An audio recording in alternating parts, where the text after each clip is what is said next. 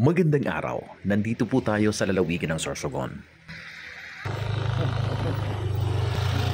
Sinamahan ko lang naman ang aking kaibigang si Grace para sa kanyang kauna-unahang akyat sa Mount Pulog ng Bacon District, Sorsogon City. At eto nga yung dinaanan ng aming motorsiklo mula doon sa sentro ng Barangay Balite, Bacon District. Kasi nakagaling. Iba nahulog, good luck. At napasubo nga kami sa pagbalanse ng aming motorsiklo para lamang makatawid hanggang doon sa jump-off area patungo ng Mount Pulog. Mag-aapat na taon na rin mula nung huling akyat ko sa Mount Pulog. At sa pagkakatanda ko, hindi pa madaanan ng motorsiklo noon ang diking ito. Babaklay lang ini. Good morning. Climb po kita ngayon pasiring sa Mount Pulog Crater. Kaiba ko sa kuyang amiga si Grace, dati kong kaiba sa Bulusan. After a year ngunya na naman sa Namatukan. Pagkabuo na magsabi lang ha, tama baba na sa tulos kita ha. Ayun nga ni, pag dahil na kaya dahil pagpiriton ha, nagdisponder na kan sugod niya.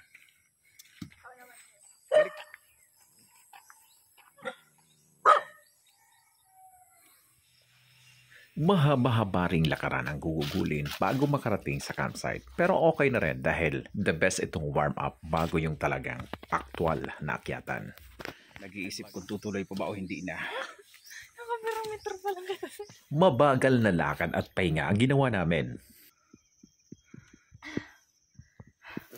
Nakailang akyat na ba ako ng Mount Pulog, pero itong lugar na ito, itong Manito na lugar na ito ay hindi talaga matanggal-tanggal. Hindi kasi tatagal ang itak mo rito kahit pag-aanong tulis. 3 oras na lakad ang ginawa namin hanggang sa campsite. Pero sa mga mabilis at mga malalakas, siguro 2 oras lang.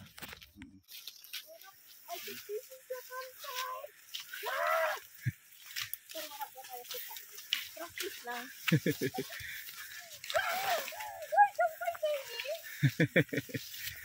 Ano? Sabi ko sa'yo 5 minutes eh.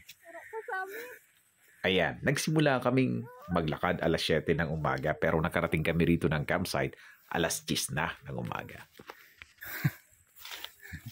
In-enjoy na muna ng aking kasama ang napakagandang view dito sa campsite. Sinamantala na rin namin ang pagpapahinga ng kaunting minuto dahil maya-maya lamang ay mas nakakapagod ng akyatan ang mangyayari. I'm good. Good. Dito na ako titira. Dito na. At ilang minuto lamang,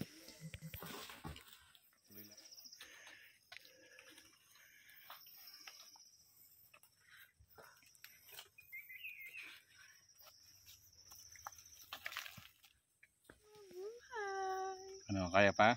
Kaya pa. maya-maya ay lumakas na yung ulan. Maulan na. Siyempre, pag maulan na, alam nyo na kung sino ang mga magfi-fiesta. At 700 meters above sea level pa lang.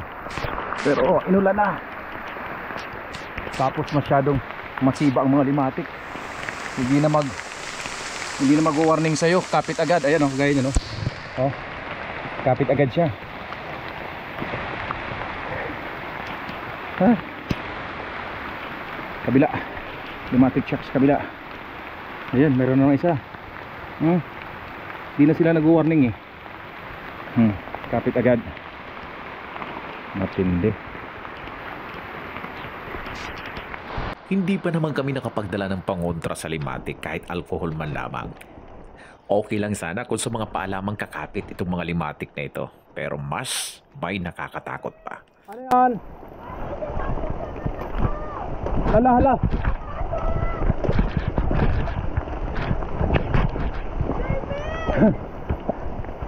Kung naman tayo nakadala ng tiyan eh. Ayun, at pinasok na nga ng limatic ang mata ng aking kasama. Sa una, naguluhan ako kung anong gagawin ko pero mabuti na nakaisip kami ng ibang paraan. Meron mong maliit na stick na ipinanungkit namin dun sa limatic para matanggal. Hindi na namin pinakita yung buong proseso ng pagtanggal ng limatic dahil baka hindi nyo magustuhan. Pero talagang nahirapan kaming tanggalin yung limatic. Mabuti na lamang at malakas ang loob ng aking kasama. Tigasin to eh. Kaya natanggal agad namin. Dumugo nga lang yung kanyang mata pero okay naman. Hindi naman na-infection or na-damage.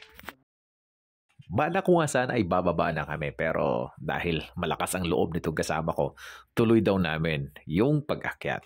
Ilang minuto na lamang, mararating na namin yung summit. Napakarami po talagang limatic ng lugar na ito kaya kung may balak kayong umakyat dito, magpasiguro, magdala po ng mga pangontra kagaya po ng alcohol. At habang nasa trail ay palagi po mag-check tayo. Alas 12 na. Gusto mo kumain muna bago mag-summit? Kaliwa. Binibiro ko yung kasama ko na malayo pa kami sa summit pero ang totoo ay nandito na kami. Umabot nga din ng 2 oras yung akyat namin mula campsite hanggang dito sa summit.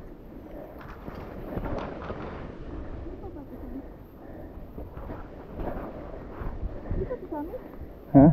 Summit na to. Welcome to Mount Pulog.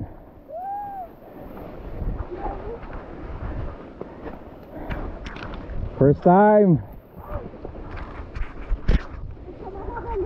Nalimatic pa.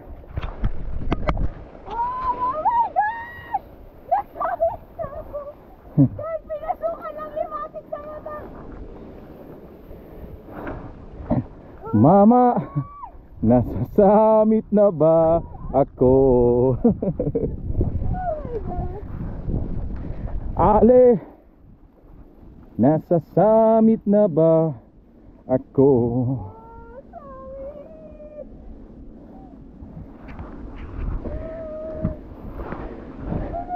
Mama, kayo po ba si San Pedro? Taga Sorsogon si Grace pero first time niyang makakyat ng Mount Pulog. Kaya maiintindihan niyo naman siguro kung bakit ganun na lamang siya kasaya. Hanggang dito sa summit ay sinusundan pa rin kami ng napakaraming limatic. Kaya naman double check palagi si Grace sa tulong ng aming guide na si Dater. Yun. Mabuti na lamang at tumila na yung ulan at nagka-clearing kaya mula rito sa summit ay nakita namin yung view ng buong Sorsogon City, mga kalapit na bayan sa Sorsogon, ng Sorsogon Bay at nitong crater mismo ng Mount Pulog. Baba kami ng crater.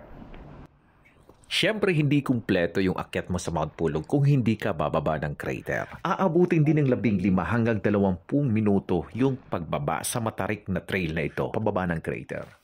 Doble ingat dahil madudulas ang mga bato rito. Pero mabuti na lamang at merong mga kahoy na makakapitan naman habang kayo ay pababa. Tayo magbuta sa ano?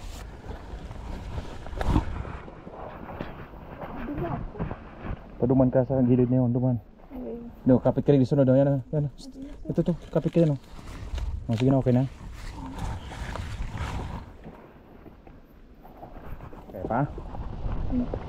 5 minutes. Sa 5 minutes.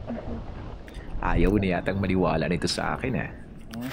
Habang pababa kami ng crater ay nadaanan namin itong mga cute na mga nilalang na ito. Hindi natin sila dapat katakutan. Mga mock vipers lamang po ito na hindi siya venomous. Hindi po sila delikado, hindi po sila nakamamatay. Mas nakamamatay pa nga ang tao pag nakikita sila. Kaya pag merong tao, kusa na lamang silang lumalayo. Ilang minuto lamang ay nababa na po namin yung crater. Sayang nga lang at talagang hanggang ngayon ay hindi ko pa rin matsyempuhan na merong tubig yung lake na ito ng crater. Musta? Actually, easy. Ayan ha, easy lang daw po sa kanya ha, kahit pa napaiyak yan ang gusto sa limatic. Pwede naman dito i-akyat, tapos dito tanggalin. Pwede rin kung kaya mo pa. Mas mahirap ba yan? Or mas better na dito na lang? Pero malambot ang lupa niya, no? Kasi nga lake siya. Pag Seasonal lake. January saka February, kasagsagan ng amihan. Ano? Na ano to? Na pupuno ng tubig. Umaabot ng mahigit 1,000 meters above sea level din po yung taas ng summit ng Mount Pulog.